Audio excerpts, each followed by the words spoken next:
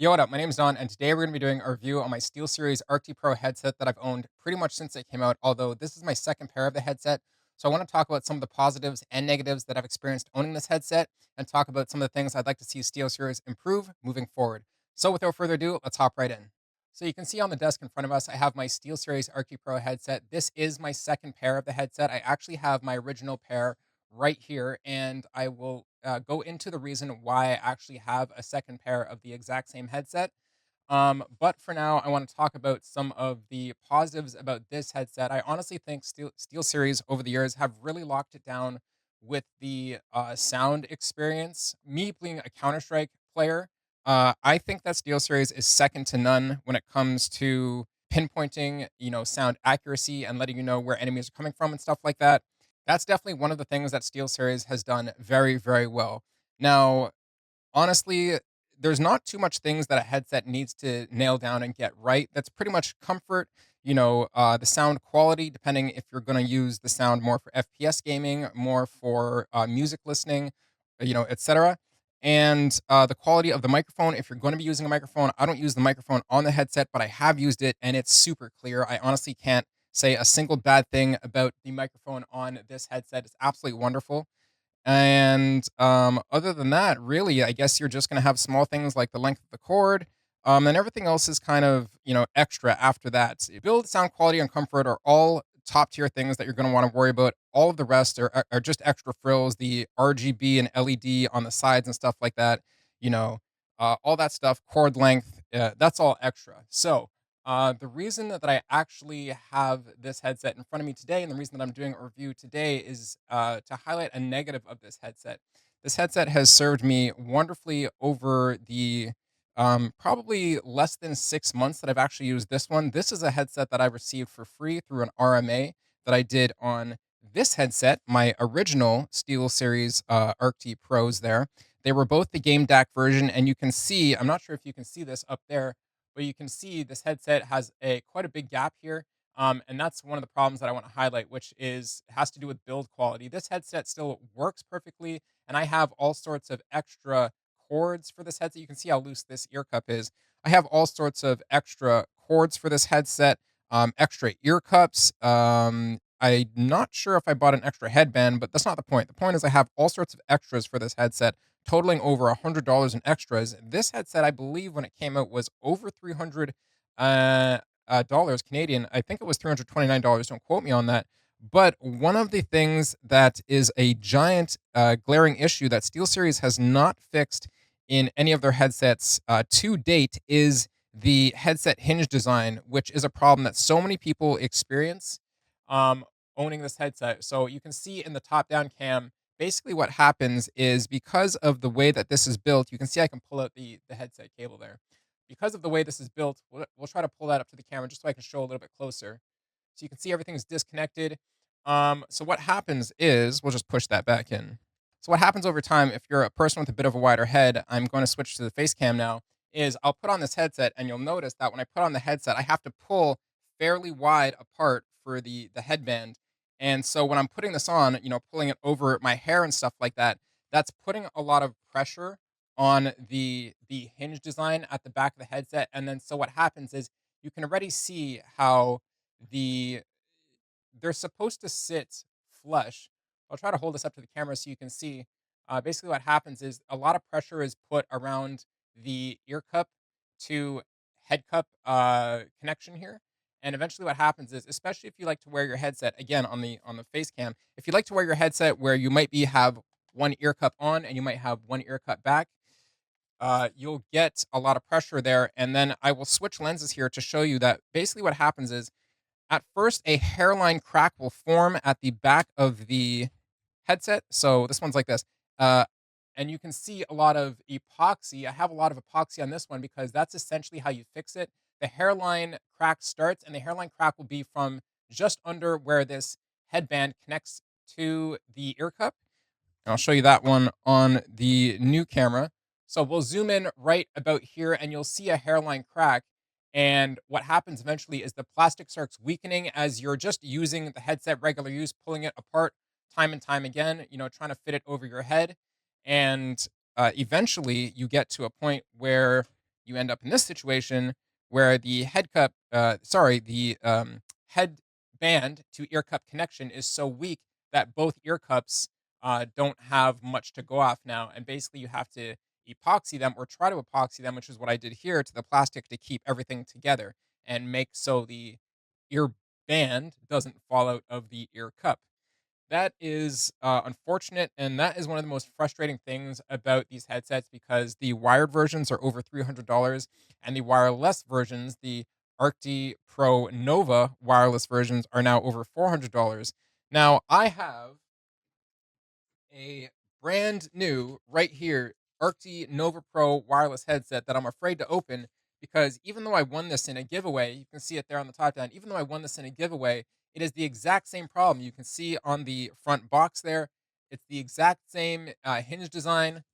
We'll show that in the top cam. It's the exact same hinge design right here. They haven't, unless they've changed some way about how the male and female connection works internally inside the headband right there. That's not really addressing how much pressure is put around this hinge. And if you have a wide head or if you have a lot of hair, you really have to be mindful of how much you're pulling this headband apart because in less than a year's time, you will end up with a situation where you're getting that hairline crack. So we're gonna switch lenses. I'm gonna show you that right now, and then you guys can see exactly what I'm talking about. Before I do that, really quickly, I do also have my previous headset here. This is the Sibera Elite Prisms. Now, this headset, although it has its own what I would call planned obsolescence problems. The thing with this headset is that the pleather that goes over the padding was only glued into where it's supposed to sit. So you can see the ribbed edge here that held the glue. And basically, you would just pull this back and glue it back in. Now, I think that's really cheap, again, for what was advertised at the time as one of their top tier headsets. And while this has way less issues than the current Arctis Pros and Arctis Nova Pros, this headset was made to last. It has a headband that is made out of kind of the same thing. The outer band is going to be made out of a steel or metal frame. The inner band in this headset's case, in the SteelSeries Elite Prisms, was made out of a material that was much more fitted to its shape. It didn't ever get bent out of shape like this one is just it's just a band. It's simply just a stretchy band. And you'll notice what happens over time, especially on my old headset, is it completely loses all of its tension to the point where your head is basically touching the metal band. You can't, and they planned it so uh, kind of not smart like that you only have a little Velcro patch. So it's not even like you can, tighten your headband to give you a bit more leeway there. You can't do that because there's only a single Velcro patch and it's right there. So I really think that SteelSeries is um, I can't really say that they care about their products. It really frustrates me to see a company that I've been with since the SteelSeries Ice Mat. I'm not sure that most of you know what that is, but if you do know what that is, this was just after they were partnering with QPad back in the back early Counter Strike days. But the SteelSeries Ice Mat, I still have mine. It is a white glass frosted mouse pad. It is the coolest thing ever. Yes, it's very loud when you use it to play Counter Strike, but it was the coolest thing ever. I still have mine. That is a prized possession of mine from early SteelSeries days. But nowadays, it really frustrates me to see such expensive items being designed so poorly. I've used this brand new, headset for probably less than 6 months, and I only noticed just a day ago or 2 days ago that I was already getting the hairline crack on the right ear cup side. So that is very frustrating, and it makes me a little bit worried to open up my brand new Arctis Nova Pro wireless headset because it is essentially the exact same design as the Arctis Pro wired version that I have here in front of me, and it has such a glaring issue. I am probably not going to be able to get an RMA on a free headset because I already got an RMA on my original headset that I paid for that is completely buggered now. But it just makes me mad that, I can go on Amazon and buy brand new ear pads and foam for the SteelSeries Elite Prisms and basically have these form and function still working brand new. You know, they've never had a problem where we're going to have headsets that prioritize how good they sound and how good they look with the RGB on the side and all the different ear plates you can make now. And let's just talk about how kind of this is gimmicky and useless. This doesn't do anything. I understand they want to sell looks and that's great and everything, but if you guys could sell looks as an extension of a headset that prioritizes form and function first, that would be fantastic. So that frustrates me about SteelSeries. I just wanted to highlight that one of the biggest problems. I've owned SteelSeries headsets for like my last 3, 4 headsets. I'm not sure if I'm going to continue to buy them. But if you didn't know, that was an issue on them, especially if you're going to spend over 300 or $400 on the wireless version, that is a big issue. So hopefully this video saves you from that. So we're going to switch lenses right now and look at that issue that I'm highlighting on both headsets so I can show you. And we'll take a closer look. Now we're going to look at my older pair of SteelSeries Arctis Pros, and you can see here on the right ear cup, I do have a bunch of epoxy, but basically what happens is I'm just going to turn the left ear cup out and bring it up to the overhead camera. You're going to see a hole where pretty much the plastic gets brittle. I'll show you how the hairline crack develops into a bigger crack, and we can see that on the left. Unfortunately, we can't see it on the right. The epoxy is pretty hard. It is pretty hard to get the right ear cup out. I'm not even sure if I can get it out because the epoxy is like cement. Honestly, you could probably pre-epoxy this headset just to save it from complete disaster, which might not be a bad idea. But we'll show you the left ear cup here so you can get a good look at what happens eventually when the plastic starts getting brittle and weak and falling apart.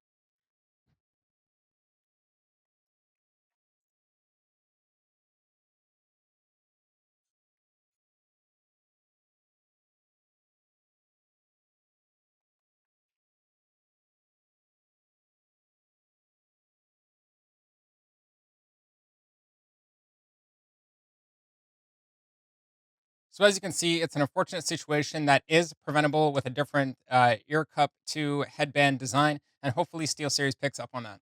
So I'm going to bring my pair of Arctis Pros that are less than 6 months old into the frame now, so you can see the hairline crack on the right ear cup.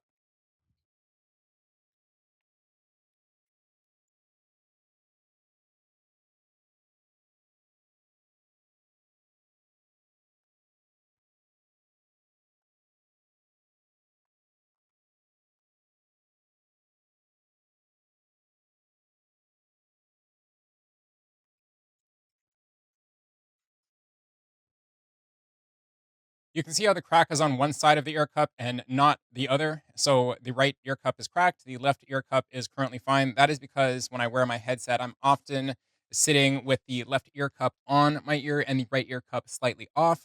This isn't an irregular kind of resting position for a headset so that you can hear people kind of within the vicinity, whether, in my situation, my girlfriend sits off to my right. So that's how I'm listening to her. Regardless, I would generally have my right ear cup off, even if somebody was off to my left. That's just what feels more comfortable to me. And it's unfortunate that this happens so soon. This wouldn't happen if SteelSeries didn't decide to redesign a part of the headset that didn't need to be redesigned. If they didn't take the head cup, the ear cup to headband design and make it all out of plastic, and then make it so it had one mounting point, which is in all of the history of headsets designed ever, this is probably the worst headset design I have ever come across in my entire life. I I'm not sure what's going on with SteelSeries and if they're just designing things based on looking cool and not based on, any type of engineering that prioritizes form and function because obviously these don't work very well.